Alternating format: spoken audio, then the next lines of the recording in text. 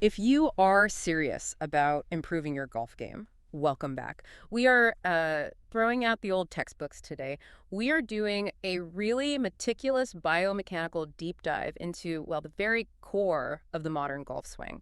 And our source material here is critical. It's an excellent, really practical overview from Henrik Jensch, and it's leveraging all this data and insight from, specialized analysis and even the AI golf chatbot. This is not just theory about making pretty shapes, this is engineering. So our mission today is pretty straightforward. We need to understand exactly why that old, rigid, one-size-fits-all swing is, basically obsolete now, and what's replaced it. We're talking about a model built for repeatable club face control, for rotational efficiency, and this is so important for longevity in your game. We're breaking down the science of speed and precision, and honestly, it involves some fascinating contradictions. It really Yeah. does. And if we boil everything down that Jensch emphasizes in these sources, the core concept is singular. Is It's it? absolute. Yeah. It's unforgiving, really. The modern swing is fundamentally engineered to do one thing: deliver the club face squarely and consistently at impact. That's it.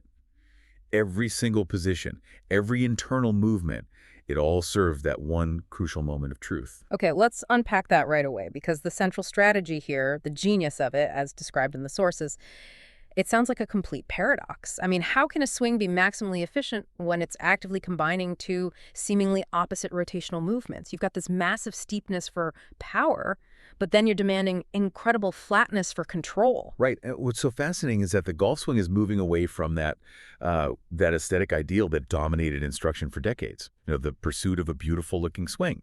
Now it's all about the functional ideal. And that paradox you mentioned, that's the key. It's the blending of shallow arm mechanics with steep body mechanics. Okay, hold on. That sounds like a recipe for a massive slice. How do those two things, shallow arms and a steep body rotation, how do they not just cancel each other out or get the arms completely stuck behind you? It's all about sequencing and timing Yeah. and defining the role for each body part. So the body, that's your engine. It rotates steeply. Its job is to generate vertical force and tremendous speed, all while maintaining posture through the ball. And that steepness is necessary because it creates the maximum torque and ensures the rotation doesn't just stall out. But while that's happening, the arms must actively shallow the club during transition. And this isn't passive at all. The trail elbow drops down and forward, which, ensures the club head stays on plane, stays behind the hands, and approaches the ball from the inside. Ah, okay. So the steep body rotation is creating the leverage and the speed, while the shallow arm path is basically managing the club head's geometry. Precisely. For you, the listener, the benefit of this is immense. When the club is shallowing because of the arms, it gives you way better control of the face angle. That dramatically improves consistency, minimizes that dreaded two-way miss, and crucially, it lets you keep rotating powerfully through the shot. You don't have to stall, stand up, or, the worst of all, commit that classic amateur flaw, early extension. Where the hips just thrust toward the ball. Yeah, the ultimate swing killer. Okay, I followed the theory. Body for power, arms for precision, but let's get tactical. If the body is rotating that steeply, that aggressively, the foundation, it has to be bomb-proof, right? Right. The sources stress that the setup has to feel completely athletic from the start. How does athletic in this model look different from, say, a traditional, more rigid setup? That's a great distinction. It's less about being rigid and much more about being ready. The setup details are very specific. You want to position your pelvis a bit more over your heels. Imagine a slight sit-back feeling. But you shouldn't feel like you're excessively pushing your rear end out. It's about stability and balance. And the knee flex is also specific soft flex, with the kneecaps aligned right over your shoelaces. The goal here is to feel tall, balanced, and instantly reactive. Yinch really emphasizes that you need to be ready to lower into transition. That feeling is what allows the powerful body rotation to happen without losing your spine angle. You're coiled and just ready to drop. This is where it gets really interesting for me, though. We're talking about the internal body movements, the stuff you don't always see on video that are necessary to maintain that posture and control the club face. It's what's happening inside. Right. And there are three absolutely critical movements the source material highlights. These are pretty much non-negotiable in the modern method. First is maintaining external trail shoulder rotation. So for a right-handed golfer, think about your right shoulder. As you start down, the right elbow has to stay in front of the seam of your shirt, and crucially, below your lead elbow. A great feel for this is that the elbow pit of your trail arm should point slightly up and forward. This lets the arm drop and shallow the club while the body keeps rotating steeply. So the trail elbow is essentially guiding the club from being slightly outside the plane on the way back to being underneath it on the way down, all without flying away from the body. Is that right? Exactly right. It's the mechanism that makes the shallowing move possible. And the second critical tool is the ultimate face control lever, using lead wrist flexion. That just means a flat or even a slightly bowed left wrist through the impact zone. This position is so key because it pre-squares the club face. Instead of trying to time the rotation of the face through impact, which is, incredibly difficult and inconsistent, you're using the strong bone structure of your forearm and wrist to lock that face angle in early. It immediately fights that wide open face at the top that just plagues so many amateur golfers. You see it everywhere on tour now, that bowed or flat left wrist. It's almost ubiquitous. Okay, and the third move you mentioned ties right back to preventing that momentum killer early extension. Yes. In transition, the source is emphatic on this. The chest has to actively lower while the pelvis drives back, not toward the ball, but back. This is what preserves your spine angle. If you film yourself, you should literally see your chest descending toward the ball line in transition. If you don't do that, you stand up, your arms get disconnected, and the whole kinetic chain just breaks down. Let's talk about the path to shallowing then, because it's not a move you can just force from the top, right? It's something you have to prepare for. I love the phrase the source uses. You have to earn the right to shallow. That phrase says it all. It speaks to discipline in the backswing. It means you have to resist that urge to flatten or shallow the club too early in the takeaway. You actually want to keep the club in a slightly steeper position at first, because that steepness creates the space you need later to drop the club down and shallow it correctly with your arms. If you get flat too early, you have nowhere to go but steeper over the top on the way down. Okay, so for someone checking their swing on video, what's the specific visual check for that initial path? And let's clarify some jargon first. We're talking about P2 through P4. Can you just quickly define those for our listeners? Absolutely. Good call. So when we talk position landmarks, P2 is when the club shaft is parallel to the ground in the takeaway. P4 is the very top of the backswing. That P2 to P4 zone is what sets up the entire downswing. And the target path is simple. In that zone, P2 to P4, you want the club shaft pointing somewhere between the ball target line and your toe line. Go outside that, you're setting yourself up to come over the top. Go too far inside or flat, and you rob yourself of the room to shallow later. And there's a practical drill for this, right? To help ingrain that initial steepness. Yeah, a very simple one, the alignment stick drill. You just place an alignment stick parallel to the club shaft on your lead side, so your left side for a righty, and run down your lead leg.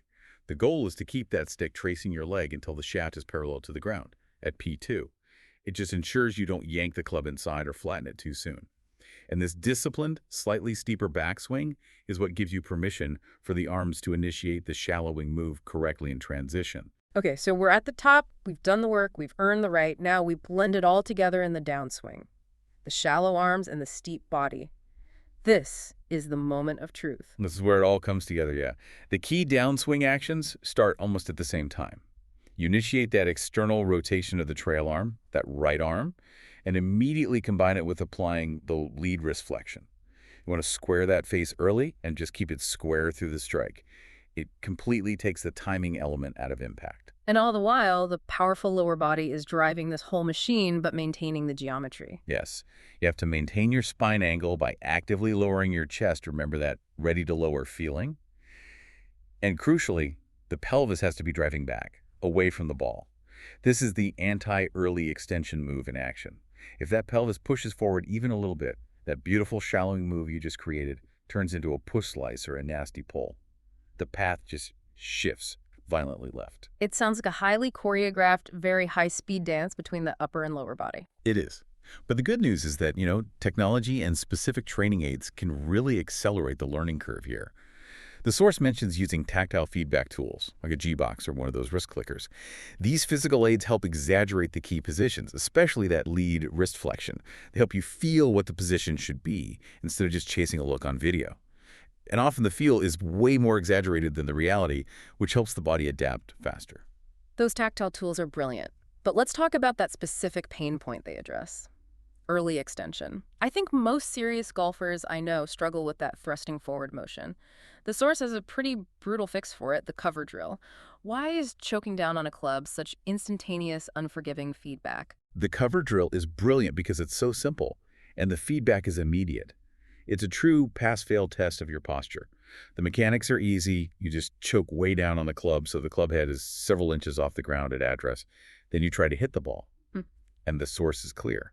You will only strike that ball cleanly if you properly lower your chest, drive your pelvis back, and maintain your spine angle in transition. It's totally unforgiving. If you stand up at all, you either top it or miss the ball entirely. That's some powerful negative feedback. It really is. It trains your body not to stand up. It teaches that feeling of covering the ball with your chest. But, and this is a really important piece of context for anyone trying these moves, while the source discusses the mechanics of elite players who get into these extreme positions, the goal for the average golfer is not tour-level perfection. I mean, you're fighting years of muscle memory. The goal has to be realistic, gradual improvement, like a 10 to 20% shift toward these better motion patterns.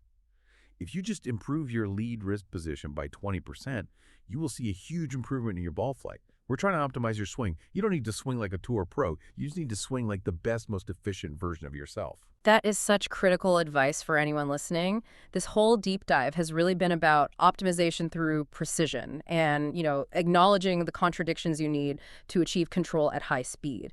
So let's just quickly recap the modern swings mandate. It's optimized, controlled biomechanical contradictions. Steep body for power, shallow arms for control. All of it laser focused on that primary goal of lead wrist flexion for a square club face. And if you connect that to the big picture, this approach is really the evolution of the game. It's moving beyond aesthetic ideals. We're using science biomechanics, ball flight laws to dictate how a swing should function optimally. We're not just trying to replicate some beautiful swing from 50 years ago that probably isn't even sustainable for the modern athlete. Fantastic. Now, as we leave you to think about your new steep but shallow swing, let's end with a final provocative thought, one that kind of challenges the very first thing most of us learn about golf posture. If the setup requires you to feel ready to lower your chest and drive your pelvis back in transition, which we've established is essential, how much does that traditional advice of staying super tall or too upright at address actually work against the key moves you need for consistent modern golf? It makes you wonder if we've been setting ourselves up for failure from the start, demanding we lower our center of gravity in the downswing when our setup was fighting that very idea.